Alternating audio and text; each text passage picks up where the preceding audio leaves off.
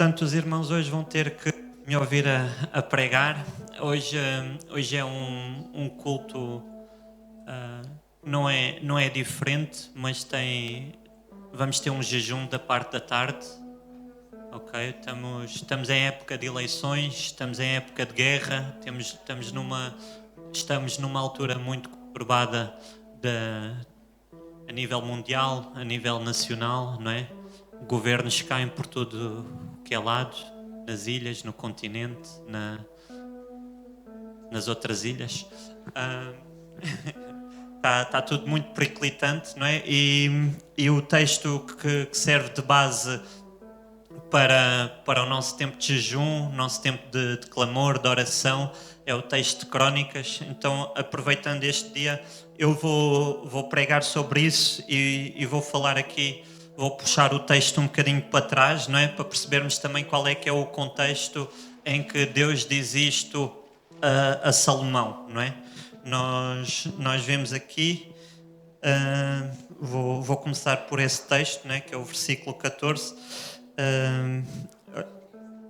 Até um pouco antes diz: poderá acontecer que alguma vez eu feche o céu de modo que não haja chuva e que envie gafanhotos para devorarem o país e manda peste sobre o meu povo. Mas se nessa altura este meu povo, a quem dei o meu nome, se humilhar e fizer oração e se me procurar, ou buscar a minha face, e abandonar a sua má conduta, eu escutarei lá do céu, perdoarei os seus pecados e voltarei a dar prosperidade ao seu país. Amém? Pronto. E qual é que é o contexto em que Deus diz isto? Não é? Isto aqui é uma fórmula de 4 passos, não é? Para ter um país são, um país saudável, não é?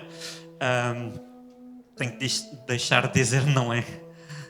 A minha mulher está-me sempre a dizer: tens uma bengala, durante a pregação diz sempre, não é? Não é? Não é? Da última vez ela disse que correu melhor. Está ali, Provérbios 31, não é? A esposa que se herda do Senhor. Está ali atrás com o meu filhote. É ou não é, irmãos? Amém. Então há um contexto até glorioso em que Deus diz estas palavras a Salomão, não é? O templo tinha sido inaugurado no versículo 1, não é? Diz o seguinte: logo que Salomão terminou a oração, desceu um fogo do céu que consumiu o holocausto e os sacrifícios, e a luz da presença do Senhor encheu o templo. Por esse motivo os sacerdotes não conseguiram lá entrar. Ao verem o fogo que descia do céu e a luz que encheu o templo, todos os israelitas se ajoelharam, se inclinaram com o rosto por terra e adoraram e louvaram o Senhor, porque Ele é bom e eterno é o seu amor. Até o cântico que eles depois cantam é um salmo, um cântico, uma terrila, escrita pelo rei David, não é? Que diz precisamente isto, não é? Deixem-me só procurar, que isto é um texto muito grande. Os sacerdotes estavam nos seus postos e os levitas tocavam os instrumentos de música sagrada que o rei David tinha mandado fazer para darem graças ao Senhor, porque é eterno o seu amor, cântico que já David tinha transmitido. Amém? Então era o que eles cantavam no templo, era a grandiosidade do amor de Deus, não é? E num contexto aparentemente glorioso, um contexto em que há a favor de Deus, não é? Em que Deus escolhe aquele lugar para habitar. Deus parece que já estava a prever, não é? Que eles se iam desviar caminhos deles. Então o primeiro ponto, esta pregação tem 3 pontos e o terceiro ponto tem 4 subpontos, okay? Então o primeiro ponto que eu queria destacar, não é? É que mesmo neste contexto glorioso, Deus alerta o rei, alerta o seu povo, não é? No momento de glória, no momento da aprovação e no momento da presença de Deus já sabia que o povo se podia desviar. Deus já sabia que até este momento de glória podia ser de alguma forma passageiro, não é? E é, isso, é esse o primeiro ponto que eu quero destacar. É que nós já vivemos alguns momentos de aparente glória, tivemos boa experiência com Deus, não é? Mas a glória que nós provamos ainda não é a glória eterna. Amém?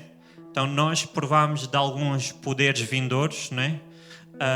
Provámos de algumas manifestações espirituais, sobrenaturais, mas o segredo para o retorno dessa glória e para a manutenção dessa glória está nas nossas mãos, não é? E quando nós nos desviamos, nós, o povo de Deus, o povo judeu, os israelitas e nós, a igreja, quando nós nos desviamos, também há um afastamento de Deus, não é? E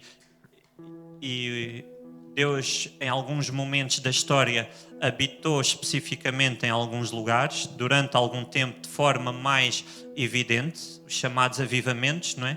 Mas isso também pode esmorecer. Amém? Amém? Nós vemos, por exemplo, eu tenho aqui muitos avivamentos para falar hoje, mas nós vemos, por exemplo, no país de Gales, o avivamento foi intenso, mas durou apenas 9 meses. Não é? Em Pensacola, creio que foram 3 anos, 5 anos, não é? 5 anos, 95 a 2000? 95 a 2000, está o pastor a dizer, 95 a 2000. Então, depois em Toronto, também nos anos 90, também foi fugaz, não permanece até hoje, não é? Há pouco tempo houve, eu não vou chamar avivamento, porque a história tem que comprovar isso, mas numa universidade houve um culto intenso de dias e dias, não é? Mas só é avivamento se a terra for sarada. Amém? Então nós vemos isso no país de Gales, nós vemos que em 9 meses há uma transformação social intensa. E depois fizeram um estudo, 6 anos após esse avivamento, depois o grande pregador, a grande figura desse avivamento adoeceu, e fizeram um estudo 6 anos depois desse avivamento, 80% das pessoas ainda congregavam nas mesmas igrejas. E não quer dizer que os outros 20 não congregassem em lado nenhum, porque não estavam nas mesmas igrejas, mas muitos foram enviados em missão, muitos jovens se converteram, e isto começou com oração também. Okay? Então, há momentos intensos da glória de Deus, mas essa glória, por enquanto Jesus não vier de vez, poderá sempre passar. Amém? Segundo ponto é que Jesus vem com um discurso aparentemente negativo, né? Pode ser que eu feche os céus, poderá acontecer que não haja chuva, que envie gafanhotos, para devorarem o país e mande peste sobre o meu povo. Então, nem toda a adversidade é necessariamente negativa, não é? Porque é uma adversidade que nos leva de volta para Deus, não é? E olhando para este cenário, eu creio que podemos observar aqui tanto um ambiente natural negativo e um ambiente espiritual negativo, não é? Eu não fui ao simbolismo dos gafanhotos, dos céus fechados, da peste, não é? Mas tanto a nível espiritual, Portugal e a Europa vivem uma fase muito fria, não é? Em termos espirituais, e tanto a nível social, nível económico, apesar de dizerem que há crescimento, até a nível bélico, não é? Nós vivemos também alturas muito conturbadas, não é? Quando olhamos para a história, estes ambientes espirituais, estas transformações sociais não vêm da política, apesar de eu acreditar que podemos dar ou não legalidade a nível espiritual, dependente da nossa orientação e da nossa manifestação política, não é?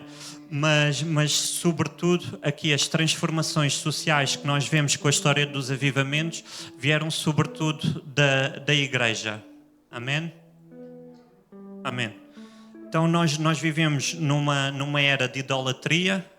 Em agosto tivemos cá o Papa e tudo, nós vemos, não é? Eu vou só ler o texto antes de entrar nestes pontos, mas diz assim: mas se vocês se afastarem de mim, se deixarem de seguir as leis e mandamentos que vos dei, para prestarem culto e adorarem a outros deuses, então hei de tirar-vos desta terra que é minha e que vos dei. É de afastar-me para longe do templo que eu escolhi como meu santuário e vocês serão motivo de desprezo e de escárnio para todas as nações, não é? Então, quando o povo de Israel se desvia do caminho do Senhor, escolhe outros deuses para adorar, há uma consequência, não é? E quando Portugal escolhe adorar o Papa, escolhe adorar Maria, escolhe até adorar pregadores, escolhe até adorar mais a música do que usar a música como veículo de adoração, até nas igrejas, não é? A consequência é o afastamento de Deus. Amém? Então nós vivemos numa era de falsa adoração, não é? É que é mais importante o culto ao homem. Vivemos numa era de idolatria declarada, de confusão, não é? De confusão, que aquilo que é católico e idólatra se mistura com aquilo que é supostamente santo, não é? Há uma confusão no entendimento das pessoas, há um véu de incredulidade que cegou outras tantas pessoas, não é? E é nesse ambiente que nós vivemos, por isso é que não temos o favor e a graça de Deus como poderíamos ter, nem temos a prosperidade que podíamos ter, não é? Amém? Então vivemos numa geração idólatra, numa geração perversa, numa geração corrompida, e Portugal está longe de Deus, como Israel também está longe de Deus. Amém? Mas qual é que é a solução? Obrigado, Eunice. Então entramos aqui no terceiro ponto da pregação, não é? É que a solução vem precisamente do povo de Deus, não é? Que foi o primeiro texto que nós falámos. Se o meu povo, que se chama pelo meu nome, se humilhar, orar, buscar a minha face e se converter dos seus maus caminhos. Então temos 4 pontos para uma terra, 4 passos para uma terra sã, para uma terra sarada, para uma terra curada. Amém?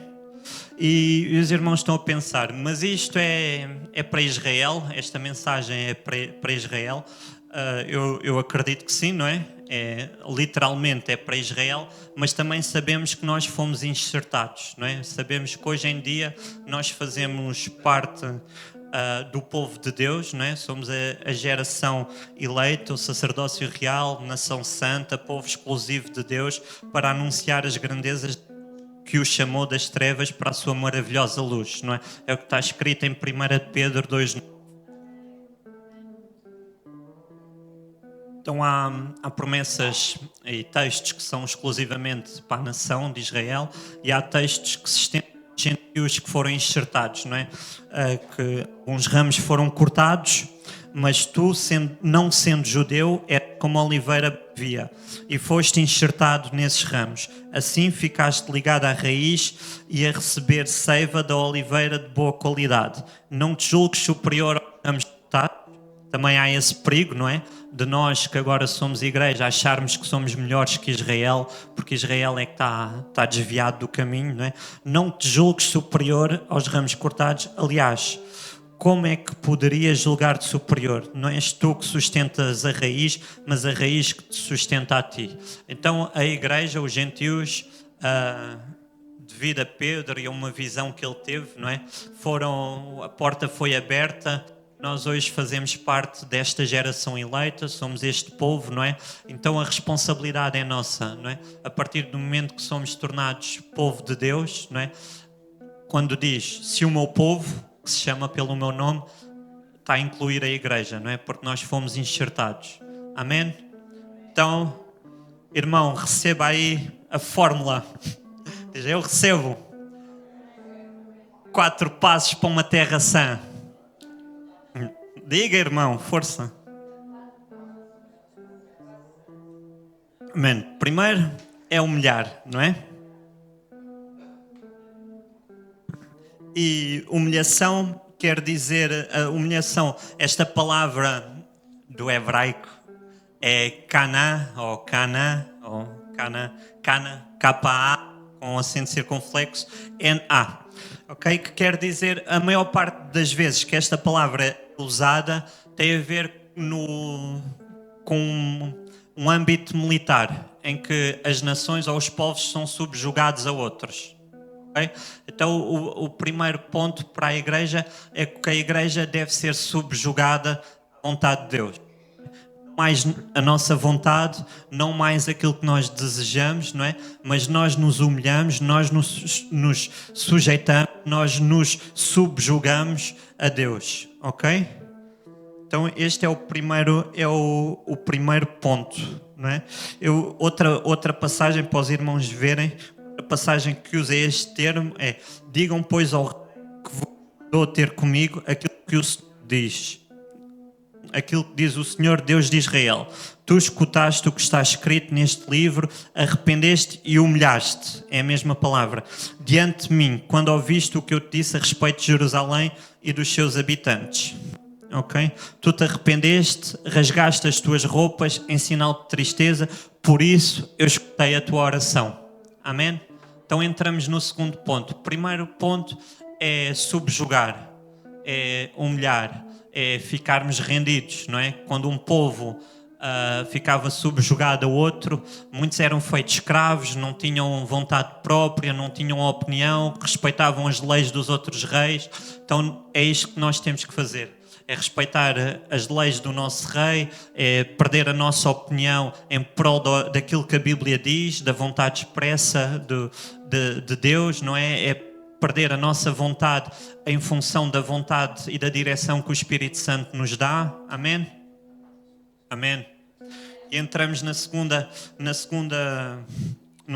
ponto, que é a oração, não é? A oração, a palavra no hebraico quer dizer palal, a origem, e quer dizer intervir por, interpor-se, suplicar por, ok? Então a igreja tem que se humilhar e a igreja tem que clamar, tem que intervir, tem que se pôr no lugar daqueles que não conhecem Jesus, tem que se pôr no lugar da terra, no lugar do povo, da nação de Israel, da nação portuguesa. Amém? E aconteceu outro texto que usa este termo na Bíblia é: e aconteceu que queixou-se o povo falando que era mal aos ouvidos do Senhor, e ouvindo o Senhor, e a sua ira se acendeu, e o fogo do Senhor ardeu entre eles e consumiu os que estavam na última parte do arraial.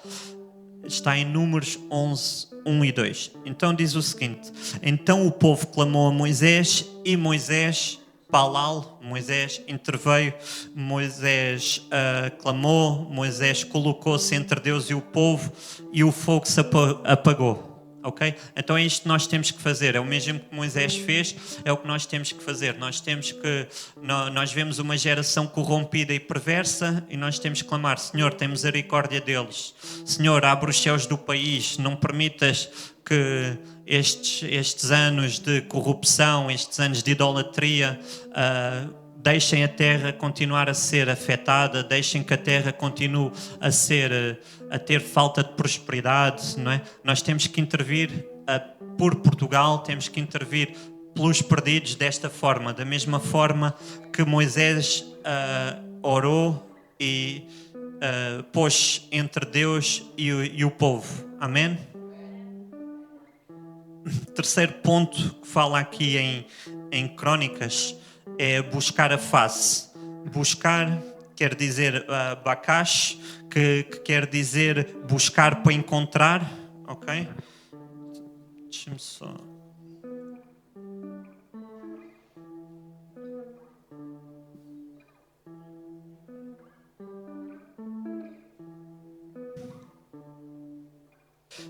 quer dizer buscar para encontrar, não é? E é o termo que é encontrado também em alguns salmos, vários salmos, não é?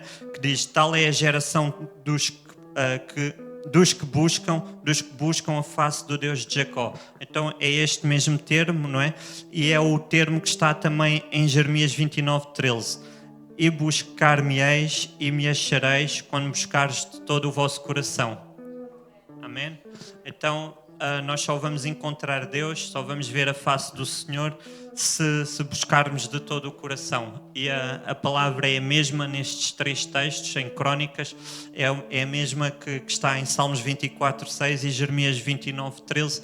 É esta busca incessante até encontrarmos o Senhor. Okay? Não parar de buscar até encontrarmos o Senhor. Amém? Então o primeiro ponto é humilhar, subjugar a Deus. O segundo ponto é a oração, intervir pelo povo, pelo país, pela cidade. E o terceiro ponto é buscar incessantemente até encontrarmos Deus, não é? E pelo que me parece, o Barreiro ainda não encontrou Deus, porque nós também ainda não temos uma presença de Deus tão palpável quanto deveríamos ter, tão intensa como deveríamos ter. Nós, se calhar, também não buscámos tão incessantemente a presença de Deus como devíamos buscar, não é? Ainda não arriscámos subir o monte, não é? Ainda não arriscámos subir as escadas como João subiu, não é? E viu o trono do Senhor, e Moisés viu a glória do Senhor no monte, não é? Nós precisamos de ter o espírito que essas pessoas tinham, não é? Que Abraão tinha, que Moisés teve. Quando o povo disse, vai tu, não é? Isto é demasiado intenso para mim, estão ali trovões, estão ali relâmpagos, o monte é alto e eu não quero subir. Então Moisés não teve medo, ainda pediu por mais, ainda ansiou mais da glória de Deus, não é? Ainda arriscou a sua vida só para ver a glória de Deus, não é? E em Apocalipse nós vemos João também, tem uma visão de uma escada e ele vê a glória final não tinha descido à terra, não é? O fim ainda não tinha acontecido, mas João provou daquilo que viria, não é? João viu o trono, viu o mar de cristal, não é? Viu a glória do Senhor, prostrou-se. Só um anjo visto por João levou com que João se prostrasse ante ele, não é? E ainda não era Jesus, ainda não era o Cordeiro, ainda não era Deus Pai que está no trono. Só o ambiente do céu fez com que João até de alguma forma errasse, não é? Porque depois o anjo diz para ele se levantar, que não é digno daquela adoração. Mas é o ambiente que nós precisamos de ver para ser transformados, é esse ambiente celestial, não é? A busca que nós temos que ter é essa busca intensa, essa ousadia para subir o monte, para subir as escadas, para sermos abençoados, para lutar com Deus, como fez Jacó, para sermos abençoados. Então é essa busca incessante que nós temos que ter. Terceiro ponto, amém? Busca incessante por Deus. Quarto ponto tem a ver com a mudança de comportamento, ok? E o termo mudança no hebraico é mesmo voltar, é mesmo mudar. A maior parte das vezes que aparece tem a ver com algo físico, não é? De ir numa direção e mudar para outra. Mas também tem este sentido figurado, não é? Que é ir numa direção e voltarmos para Deus, ou ir na direção de Deus e virarmos costas a Deus. É literalmente isto que quer dizer mudar, ok? Tem também a ver com arrependimento, com afastar-se de Deus, voltar as costas. E aqui quando diz caminhos, tem essa conotação realmente, mas tem a ver também com maneiras, hábitos e caráter moral também, ok? E a tradução que eu li há pouco até falava tinha mais essa conotação. Diz o seguinte, e abandonar a sua má conduta, que é uma tradução também bastante fiel ao original em hebraico, ok? Mudar os seus maus comportamentos, mudar os seus maus hábitos.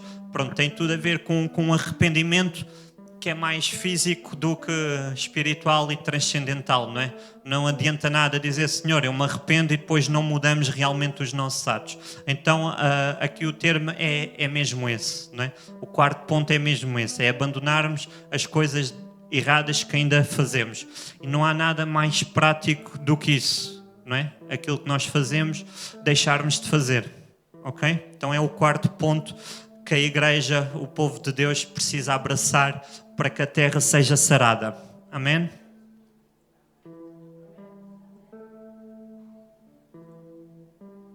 Amém.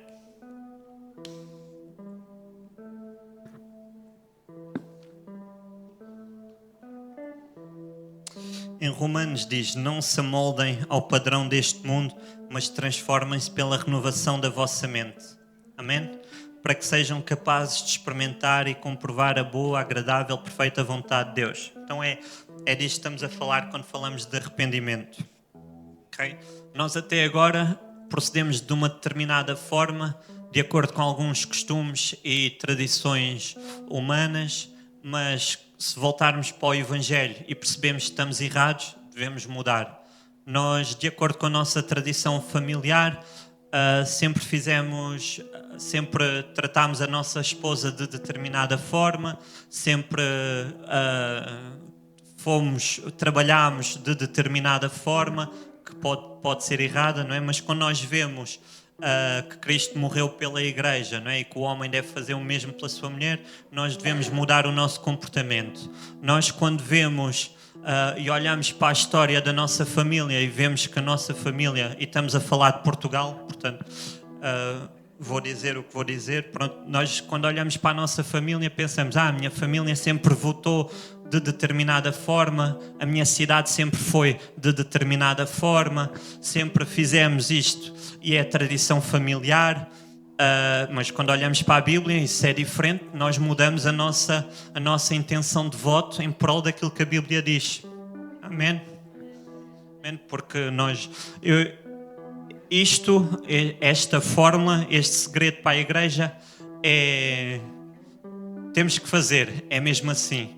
Mas eu também acredito que a nossa forma de proceder com a política é espiritual e damos legalidade ao diabo para fazer algumas coisas e para ter mais autoridade do que aquela que ele devia ter no nosso país, não é? Porque a igreja não se mobiliza e Daniel fala claramente das potestades, não é? Do príncipe da Pérsia, e que a nossa luta, a Bíblia fala que a nossa luta não é contra a carne nem contra o sangue, mas contra as hostes espirituais da maldade, e nós, portanto, por isso temos que escolher a quem damos legalidade, não é? E é mais importante votar e proceder em tudo na vida de acordo com a Bíblia e de acordo com o Espírito Santo e com aquilo que Deus nos ensina, do que proceder de acordo com bons costumes aparentemente saudáveis a nível de tradição familiar, a nível de até economicamente para o país. Há coisas que nos apresentam que podem ser positivas, mas moralmente o país está devastado. Então depende da igreja, depende do povo de Deus, depende de nós nos humilharmos e sujeitarmos à vontade de Deus, de orarmos e intercedermos pelo povo, pela igreja, pela nação, amém? Pela terra. Depende da igreja uma busca incessante pela glória de Deus, pela face de Deus, por ver Deus palpável e nitidamente e o seu Espírito em nós, amém? E o arrependimento começa também ele pela igreja. Amém? Quando diz, se o meu povo mudar os seus maus hábitos, a sua má conduta, não diz que Deus vai sarar a terra quando o mundo mudar os seus maus hábitos. Deus vai sarar a terra quando a igreja mudar os seus maus hábitos. Amém? Vou só ler aqui um texto. Está aqui no livro Avivamento Sustentável. Fala precisamente disto. Diz o seguinte: dizem que em uma das reuniões numa época próxima ao Natal, um dos líderes daquele grupo se posicionou, levantou a mão e disse: preciso dizer algo a vocês. Todos os presentes ficaram empolgados e, pensando na revelação profética que viria a seguir, consentiram que ele continuasse. Então o homem prosseguiu: eu queria pedir perdão. Quando o meu melhor amigo morreu, ele deixou sua herança comigo para que eu cuidasse de sua família. Mas eu a gastei. Estou roubando o meu melhor amigo. Enquanto confessava, lágrimas de arrependimento rolavam por seu rosto e o soluço aos poucos foi embargando a sua voz. Em seguida, outro pastor se levantou e disse: Eu estou vivendo em adultério. Outro, seguindo o exemplo dos dois últimos, confessou: Eu estou roubando a minha igreja. Mais um se colocou de pé e admitiu: Eu tenho problemas com a mentira. E assim, um a um, passou a confessar os seus pecados, e a partir daquele movimento, um liberar da presença de Deus invadiu a Coreia. Amém? Este foi um avivamento no início do século XX na Coreia, muito impulsionado também pelo avivamento do país de Gales, não é? E nós vemos aqui quando as pessoas confessam os seus pecados e predispõem a mudar os seus hábitos, Deus se manifesta, não é? E nós vemos historicamente que foi o momento em que a Coreia mais cresceu financeiramente, não é? Nós hoje compramos carros coreanos porque um dia Deus abençoou a Coreia quando pastores que estavam reunidos para orar começaram a confessar os seus pecados. Amém?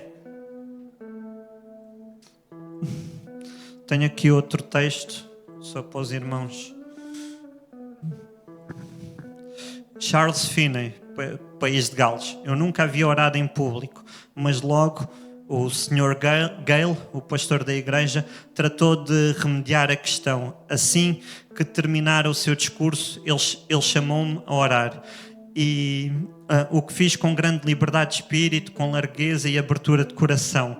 Aquela noite obtivemos uma reunião improvisada, ímpar e bela. A partir dali não houve noite sem reunião de oração, e isso durou muito tempo depois. A obra de Deus espalhava-se a todos os cantos e direções. Amém? Um homem convertido que começou, nunca tinha orado, foi chamado para dar o seu testemunho, e a partir dali a obra de Deus começou a ser pregada, começou a ser anunciada em todo o lado. Amém? Os efeitos do avivamento estenderam-se muito além dos cultos e reuniões de oração. Os bares e cinemas fecharam. As livrarias evangélicas venderam todos os seus estoques de Bíblias. O avivamento tornou-se manchete nos principais jornais do país. A presença de Deus parecia ser universal e inevitável, invadindo não somente igrejas, as reuniões de oração, mas se manifestando também nas ruas, nos comboios, nos lares, nas tabernas. Em muitos casos, os fregueses entravam nas tabernas, pediam bebidas e depois davam meia volta e saíam, deixando-as intocadas no balcão. O sentimento da presença de Deus era tal que praticamente paralisava o braço que ia levar o copo à boca. Amém? Então, quando Deus escolhe um lugar para habitar, quando a igreja ora, quando a igreja muda os seus maus caminhos, quando a igreja se humilha, quando a igreja busca a face de Deus, há uma transformação social. Amém? Como eu estava a dizer há pouco, sem pudor daquilo que eu vou dizer, nunca foi a esquerda que trouxe justiça social. Sempre foi a igreja. Sempre foi a igreja, Charles Wesley, John Wesley, que decidiram intervir para o fim da escravatura. Não foram os políticos, foram de alguma forma os políticos cristãos que fizeram isto, né? John Wesley foi ele que escreveu Amazing Grace, né? Que era o som que ele ouvia nos barcos, não é? com os escravos. Não é? Não foi a política que trouxe justiça social. No Brasil, quem é que traz água potável à Amazónia? Não é? Vi um podcast com o pastor Abe Huber. A forma deles pregarem o Evangelho é porem lá máquinas que purificam a água, a igreja paga e prega o Evangelho aos indígenas. Não é o Lula, pois não?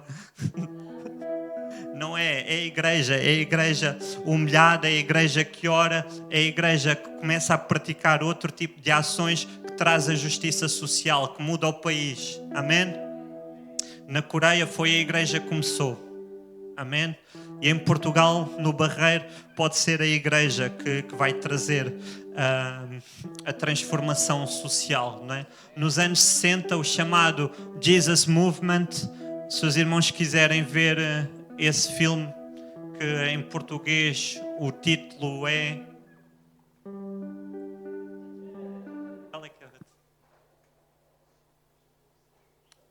Jesus Revolution, em inglês. Em português, não sei. Mas é um filme que trata ali os anos 60. um avivamento que houve em que os jovens na Califórnia estavam todos no LSD. A música não era propriamente negativa, mas o ambiente, musicalmente falando, mas o ambiente espiritual que estava ali era negativo. Um país de guerra, várias guerras no mundo, né, anos 60, e há um hippie cristão que começa a falar de Jesus aos jovens e que se liga a um pastor com uma igreja praticamente vazia e envelhecida e começa a encher a igreja de jovens, e os jovens começam a restaurar os relacionamentos com os pais, os jovens começam a largar as drogas, a largar as alucinações e começam a viver de forma radical para a fé. Amém? E ainda hoje há igrejas plantadas, há pastores que têm centenas de igrejas fruto desse avivamento nos anos 70. Então nós podemos ver mais uma vez que a igreja traz transformação social. Amém? E é isso que nós queremos para o Barreiro. Amém, irmãos? Então começa por nós. Última vez que eu vou recapitular. Humilhar, orar, buscar a face de Deus e mudar os nossos comportamentos. Amém? Se nós queremos ver avivamento, se queremos ver um país melhor, uma cidade melhor, não podemos ter a nossa esperança só nos políticos, não é? Ainda que votemos em consciência, mas temos que fazer estes 4 pontos com afinco, com pureza de coração e com constância. Amém?